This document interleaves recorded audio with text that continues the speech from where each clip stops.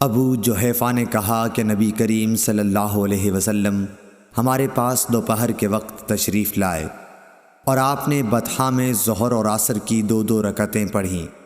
آپ کے سامنے عنزہ گاڑ دیا گیا تھا، اور جب آپ نے وضو کیا تو لوگ آپ کے وضو کے پانی کو اپنے بدن پر لگا رہے تھے۔ صحیح بخاری حدیث نمبر 501۔ یزید بن ابی عبید نے بیان کیا کہ میں سلمہ بن عکو رضی اللہ تعالیٰ عنہ کے ساتھ مسجد نبوی میں حاضر ہوا کرتا تھا۔ سلمہ رضی اللہ تعالیٰ عنہ ہمیشہ اس ستون کو سامنے کر کے نماز پڑھتے جہاں قرآن شریف رکھا رہتا تھا۔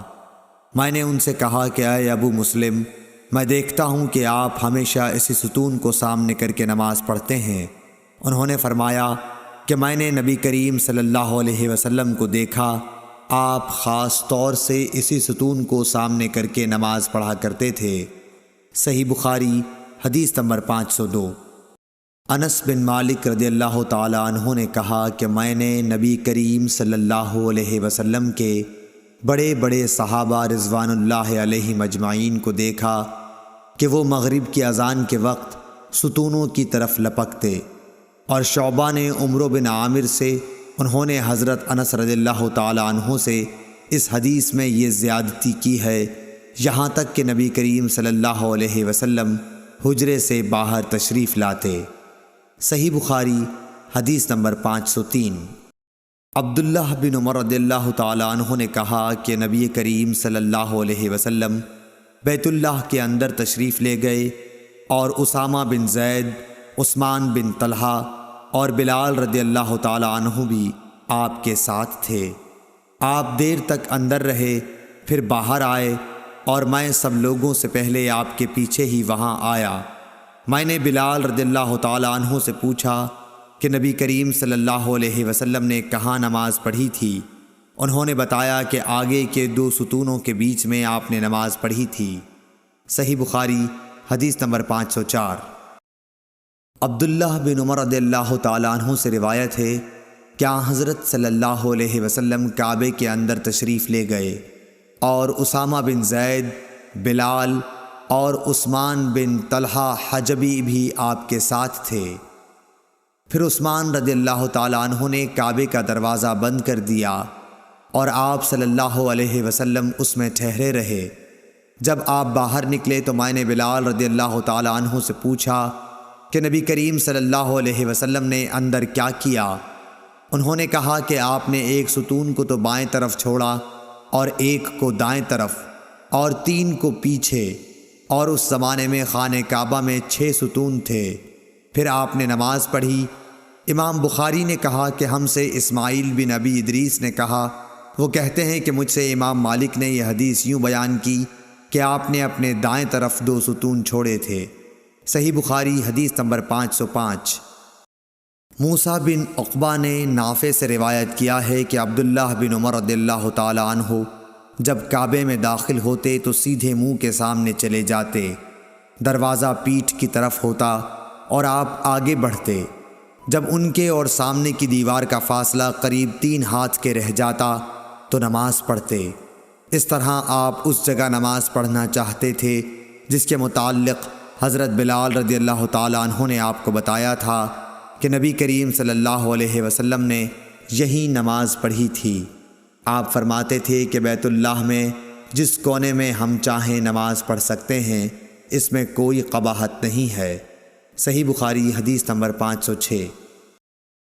عبداللہ بن عمر رضی اللہ تعالیٰ عنہ نے نبی کریم صلی اللہ علیہ وسلم سے روایت کیا ہے کہ آپ اپنی سواری کو سامنے عرض میں کر لیتے اور اس کی طرف منہ کر کے نماز پڑھتے تھے۔ عبید اللہ بن عمر نے نافع سے پوچھا کہ جب سواری اچھلنے کودنے لگتی تو اس وقت آپ کیا کیا کرتے تھے؟ نافع نے کہا کہ آپ اس وقت کجاوے کو اپنے سامنے کر لیتے، اور اس کے آخری حصے کی، جس پر سوار ٹیک لگاتا ہے، ایک کھڑی سی لکڑی کی طرف منہ کر کے نماز پڑھتے، اور عبداللہ بن عمر رضی اللہ تعالیٰ عنہ بھی اسی طرح کیا کرتے تھے۔ صحیح بخاری حدیث نمبر 507۔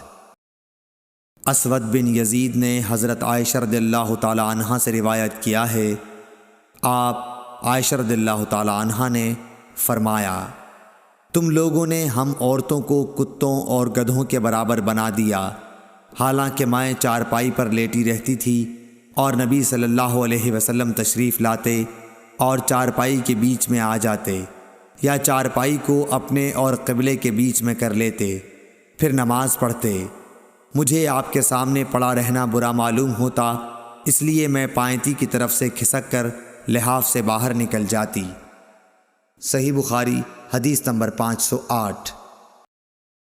ابو سعید خدری رضی اللہ تعالیٰ عنہ نے بیان کیا کہ نبی کریم صلی اللہ علیہ وسلم نے فرمایا، اور دوسری سند، اور ہم سے آدم بن ابی ایاس نے بیان کیا، کہا ہم سے سلیمان بن مغیرہ نے، کہا ہم سے حمید بن ہلال نے، کہا ہم سے ابو صالح سمان نے، کہا میں نے ابو سعید خدری رضی اللہ تعالیٰ عنہ کو جمعہ کے دن نماز پڑھتے ہوئے دیکھا، آپ کسی چیز کی طرف منہ کیے ہوئے لوگوں کے لیے اسے آڑ بنائے ہوئے تھے۔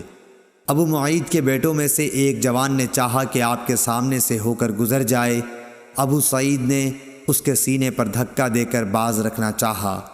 جوان نے چاروں طرف نظر دوڑائی، لیکن کوئی راستہ سوائے سامنے سے گزرنے کے نہ ملا، اس لیے وہ پھر اسی طرف سے نکلنے کے لیے لوٹا۔ اب ابو سعید نے پہلے سے بھی زیادہ زور سے دھکا دیا۔ اسے ابو سعید رضی اللہ تعالیٰ عنہ سے شکایت ہوئی اور وہ اپنی یہ شکایت مروان کے پاس لے گیا۔ اس کے بعد ابو سعید بھی تشریف لے گئے۔ مروان نے کہا، اے ابو سعید، آپ میں اور آپ کے بھتیجے میں کیا معاملہ پیش آیا؟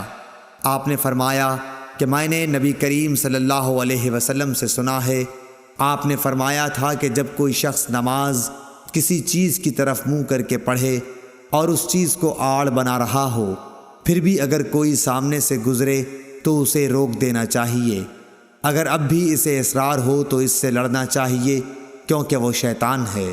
صحیح بخاری حدیث نمبر 509۔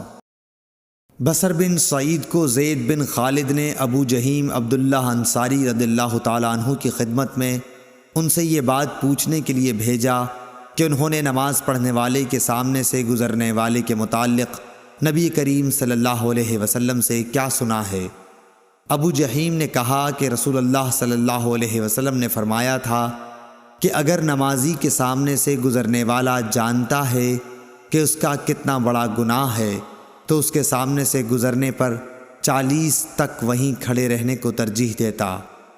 ابو نضر نے کہا کہ مجھے یاد نہیں کہ بصر بن سعید نے 40 دن کہا یا مہینہ یا سال۔ صحیح بخاری حدیث نمبر 510۔